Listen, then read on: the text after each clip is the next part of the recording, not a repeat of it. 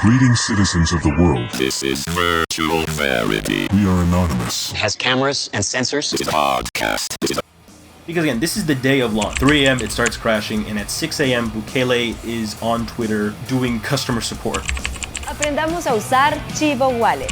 El Salvador state-owned Bitcoin wallet, Chivo, has suffered a severe cybersecurity breach, compromising its source code and VPN credentials.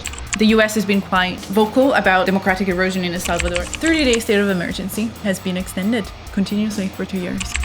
I'm Mark Bruno, a cybersecurity and conflict analyst. This is Virtual Verity, where I discuss topics at the nexus of technology, infosec, open source intelligence, and modern conflict.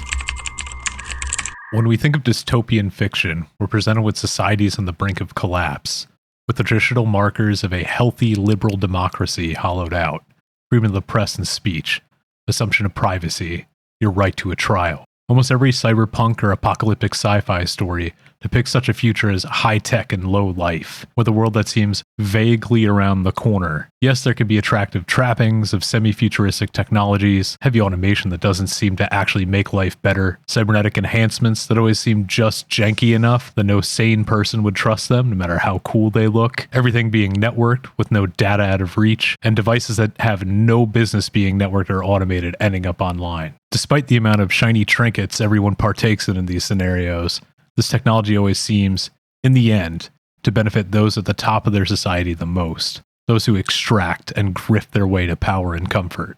For the working class characters in these worlds, their need to implement and accept these changes are at the peril of starvation, or with other financial or economic motivations. It's integral to the genre. And this world always seems to come with the price of mass surveillance, environmental degradation, militarized police forces, a horrifically carceral justice system, eroded support for those in society who need it the most.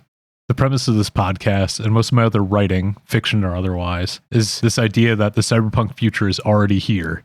Chicken Little stuff. I try to keep everything self-deprecating and kitsch enough for my own sanity. In El Salvador, we're witnessing the eerie parallels to this dystopian narrative. The country's embraced Bitcoin as legal tender, a move that, while innovative, has sparked significant controversy and division. This digital currency shift was intended to modernize the economy and attract investment, but it's also introduced a new layer of complexity and vulnerability to an already fragile system. Enter the Chivo wallet, El Salvador's state-sponsored digital wallet designed to facilitate Bitcoin transactions. Touted as a step towards financial inclusion, it has instead become a symbol of the precariousness and volatility that comes with rapid technological adoption, with no thought of the consequences. Reports of hacks and security breaches have emerged, raising alarms about the safety and reliability of this new financial infrastructure. After a disastrous launch and months of issues, Chivo Wallet was broadly considered a failed experiment, yet the infrastructure remains, and it remains vulnerable.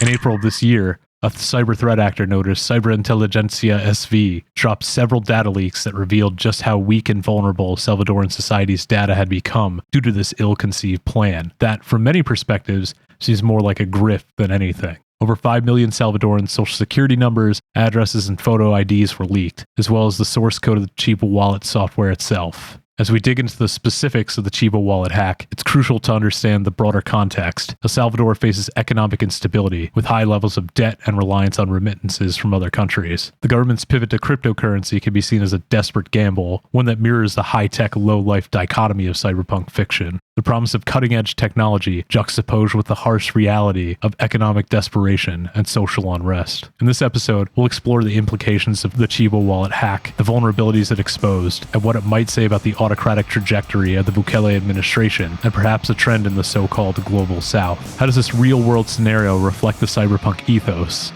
And what lessons can we learn about the intersection of technology, power, and society?